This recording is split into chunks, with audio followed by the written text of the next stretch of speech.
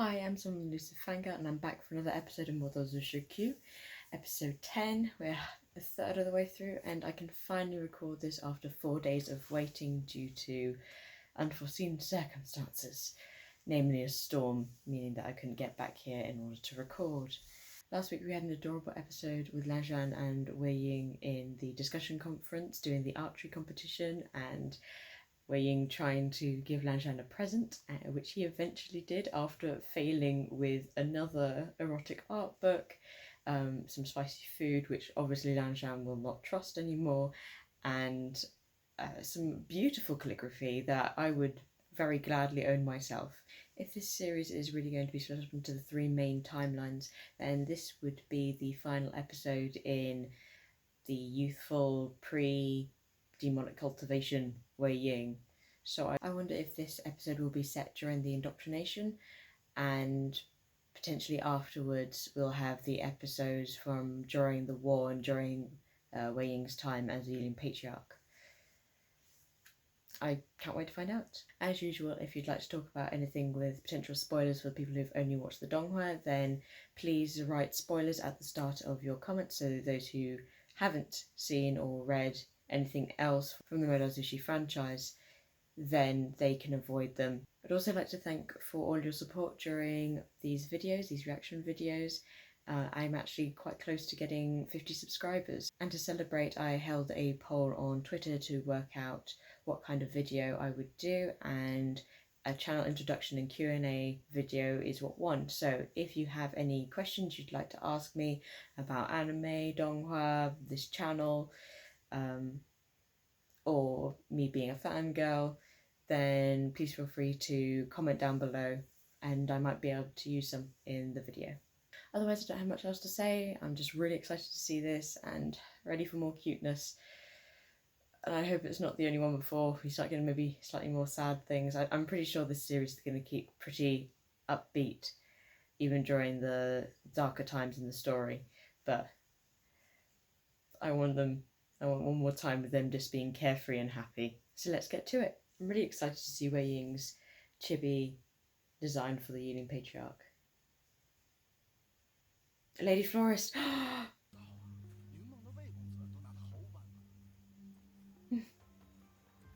Oh, that's just so adorable. This is different. I don't think this is how it was originally told in the novel.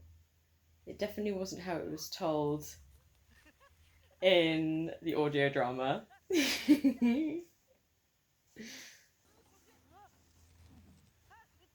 Oh, he saved him! Lanzhan being cool as usual. Oh, we caught Wei Ying's face there.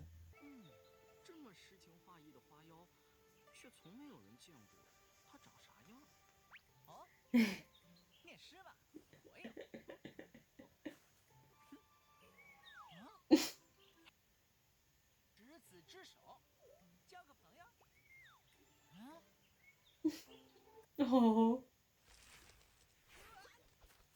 Oh. Unimpressed. Oh. Probably wish he didn't do it now. Mm-hmm. Mm-hmm. Oh.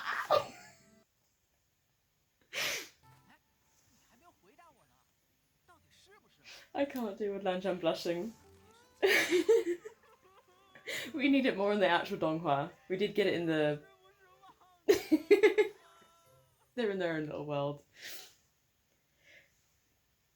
They did have Lanzhan blushing in the Cold Springs, though you could interpret either way as being him being embarrassed or him getting worked up and angry because of what Wei Ying was saying, though quite obviously it was because he was getting a bit flustered and a bit embarrassed because Wei Ying was commenting on his nice body. Plus Wei Ying was wearing his robes just casually. You know. I have to say I wasn't expecting this extra to be done now. I was kind of expecting it to be done later, if anything, as in the present time, because in the audio drama it was done as a flashback. But I don't remember Lanzhan being there. I think it was just a flashback Wei Ying was having to trying to gain the favour of the Lady Florist and failing. But I remember he was like the most persistent person she'd ever had, trying again and again to get her approval.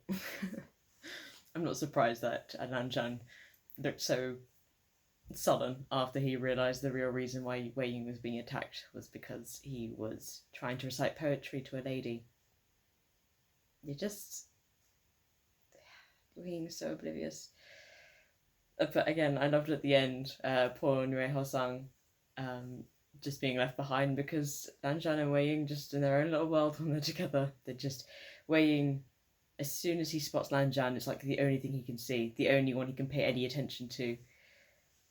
And everything else around him just kind of goes to the back of his mind. I always love that. Whereas Lan Zhan is basically the same, but doesn't show it as much. Because most of the time he's still trying to hide the fact that he's paying so much attention to Wei Ying, but he's not very successful at it, as his brother obviously can tell. I can't handle...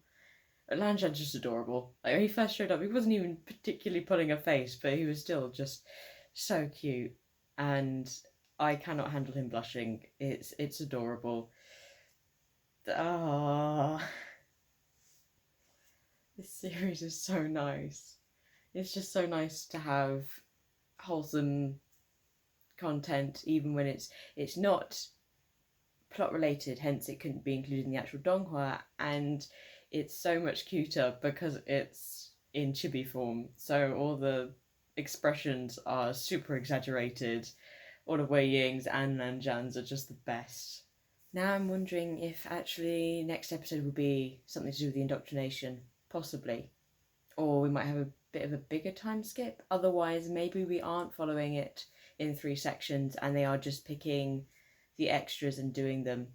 Because I can't remember exactly how many more extras there are and whereabouts they are in the timeline. I can think of quite a few based around the war, but I'm trying to think if there was one which would be done in the indoctrination or maybe in the Zhuanru Cave.